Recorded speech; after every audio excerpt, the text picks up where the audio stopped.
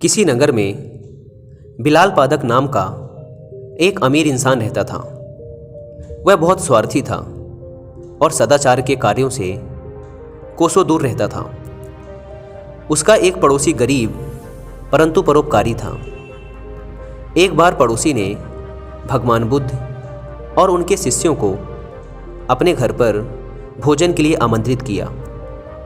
पड़ोसी ने यह भी विचार किया कि इस महान अवसर पर अधिक से अधिक लोगों को भोजन के लिए बुलाना चाहिए। ऐसे संकल्प के साथ पड़ोसी ने बड़े भोज की तैयारी करने के लिए नगर के सभी व्यक्तियों से दान की अपेक्षा की एवं उन्हें अपने यहाँ भोज के लिए भी आमंत्रित किया।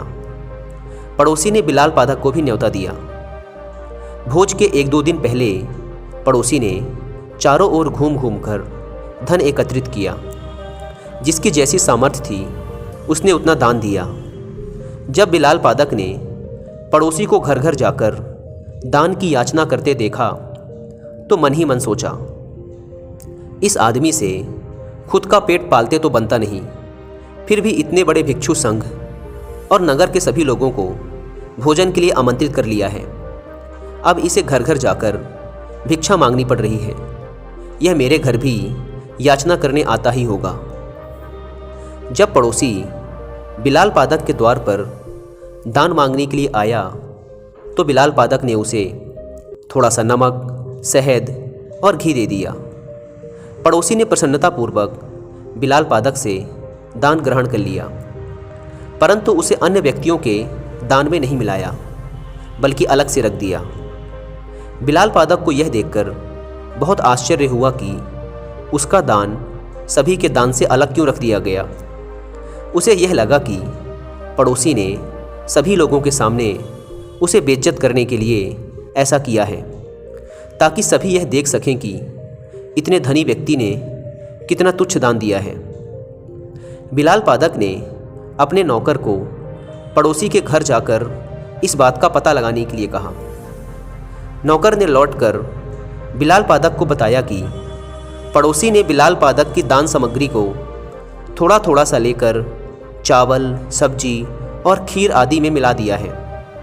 यह जानकर भी बिलाल पादक के मन से जिज्ञासा नहीं गई और उसे अभी भी पड़ोसी की नीयत पर संदेह था। भोज के दिन वह प्रातः अपने वस्त्रों के भीतर एक कटार छुपाकर ले गया, ताकि पड़ोसी द्वारा लज्जित किए जाने पर वह उसे मार डाले। पर वहां जाने पर उसने पड़ोसी को भगवान बुद्ध से यह कहते हुए सुना, भगवान, इस भोज के लिए जो भी धन का संग्रह किया गया है वह मैंने नगर के सभी निवासियों से दान में प्राप्त किया है। कम हो या अधिक, सभी ने पूर्ण श्रद्धा और उदारता से दान दिया, अतः सभी के दान का मूल्य समान है। पड़ोसी के यह शब्द सुनकर बिलाल पादक को अपने विचारों की तुच्छता का बोध हुआ और उसने अपनी गलतियों के लिए सभी के समक्ष पड़ोसी से क्षमा मांगी। बिलाल पादक के पश्चाताप के शब्दों को सुनकर बुद्ध ने वहां उपस्थित समस्त व्यक्तियों से कहा, तुम्हारे द्वारा किया गया शुभ कर्म भले ही कितना ही छोटा हो, पर उसे तुच्छ मत जानो।